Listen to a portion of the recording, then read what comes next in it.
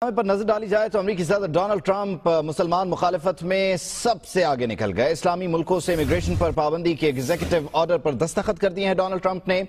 شام، Iraq, Iran, Libya, Somalia, Sudan اور یمن شامل ہیں ان میں، اور وہیں ساتھ ساتھ یہ بتایا جا رہا ہے کہ امریکہ بھر میں احتجاج بھی دیکھا گیا ہے۔ نیو یارک اور واشنگٹن میں شدید احتجاج ہوا ہے، لاکھوں مسلمانوں نے اس احتجاج میں شرکت بھی کی ہے۔ اسی تمام تر معاملے پر مزید بات کر لیتے ہیں، دفاعی تجزیہ کار امتیاز گل صاحب ہمارے ساتھ موجود ہیں۔ امتیاز گل صاحب، اور شکریہ آپ کے وقت کا۔ امریکہ یہ جو سب کچھ کرنے جا رہا ہے اب ٹرمپ کی قیادت میں، اس سے امریکہ کو خود کتنا نقصان ہو سکتا ہے آئندہ آنے والے دنوں میں؟ دیکھیے، تو اب بھی ابتدائی ایام ہیں، وہ ایک کے بعد دوسرے ایگزیکٹو آرڈر جاری کر رہے ہیں۔ صدر ٹرمپ میکسیکو کے ساتھ دیوار کھڑی کرنے کے حوالے سے بھی انہوں نے آرڈر جاری کر دیا ہے۔ اس میں بلا شبہ بین الاقوامی طور پہ امریکہ کو یا امریکہ کی موجودہ ایڈمنسٹریشن کو ایک مسلمان دشمن حکومت کے طور پہ دیکھا جائے گا، اور جو کہ اس کے امیج کے لیے قطعاً درست نہیں ہے۔ لیکن یہ کوئی اچنبے کی بات نہیں ہے۔ اپنی انتخابی مہم کے دوران صدر ٹرمپ بار بار اس امر کا اعادہ کرتے رہے ہیں کہ ہم مسلمانوں کو امریکہ آنے سے روک دیں گے، اور جن امریکی مسلمانوں کو یہ ملک پسند نہیں ہے وہ چھوڑ کے چلے جائیں۔ تو اس میں تو کوئی اچنبے کی بات نہیں۔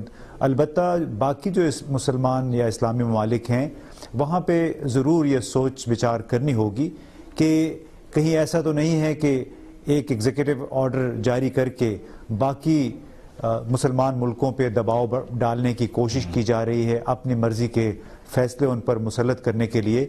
مثال کے طور پہ جس انداز میں اسرائیلی وزیر اعظم نیتن یاہو نے مزید 2500 گھر فلسطینی علاقوں میں بنانے کا اعلان کیا ہے، اس پہ میرا خیال عمل درآمد بھی شروع ہو گیا ہے۔ تو یہ ایک بہت بڑا لمحہ فکریہ ہے اسلامی ممالک کے لیے، بلکہ اس پہ تو یورپی یونین کے اکثر ممالک نے بھی کافی تنقید کی ہے۔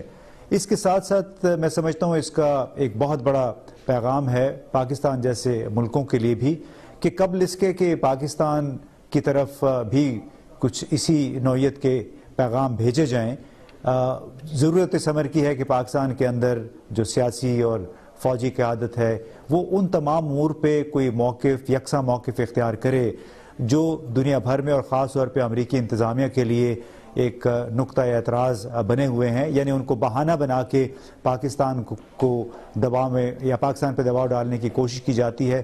تو بہت ضروری ہوگا کہ آپ کہنا امتیاز گل صاحب کہ ایسے ایگزیکٹو آرڈر کے ذریعے باقی ملکوں کو بھی پریشرائز کرنے کی کوشش کی جائے گی ٹرمپ انتظامیہ کی طرف سے۔ لیکن یہ کہیے گا کہ باقی اسلامی ملک ہوں، OIC کی ہم بات کریں یا تمام اسلامی ممالک کی ہم بات کر لیں، انفرادی طور پر، اجتماعی طور پر ریاکشن کا یہ صحیح ٹائم ہے؟ ریاکٹ ابھی کرنا چاہیے یا کچھ انتظار کے بعد ریاکشن آنا چاہیے؟ ریاکشن ہونا کیا چاہیے پھر؟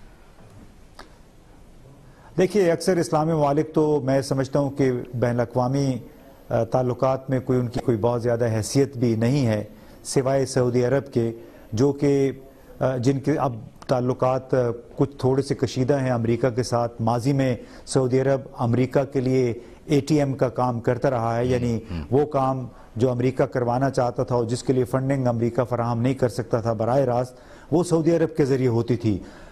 قطع نظر اس کے کہ کیا رد عمل ظاہر کرنا ہے، مسلمان OIC ایک ایسے ممالک کا ٹولہ ہے جہاں پہ اکثر ممالک میں جمہوریت نہیں ہے، بادشاہتیں ہیں، حقوق انسانی یا رول آف لا نام کی چیز بہت کم ہے۔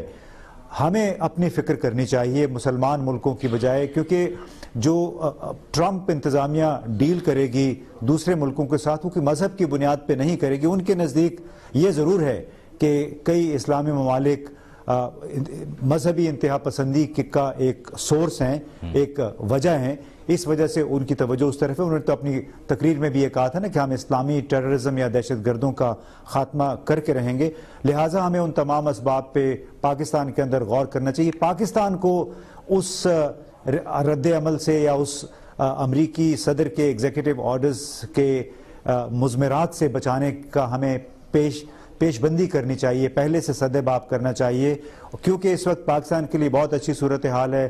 روس بھی ہماری بات سن رہا ہے، چین بھی ہماری بات سن رہا ہے، ایران اور ترکی بھی کافی حد تک، اور ایک مناسب وقت ہے کہ ہم امریکہ سے بھی بات کریں اور اپنے تعلقات جو ہیں وہ مزید بہتر کریں۔ امتیاز گل صاحب، آپ نے وقت دیا، بہت شکریہ آپ کے وقت کا۔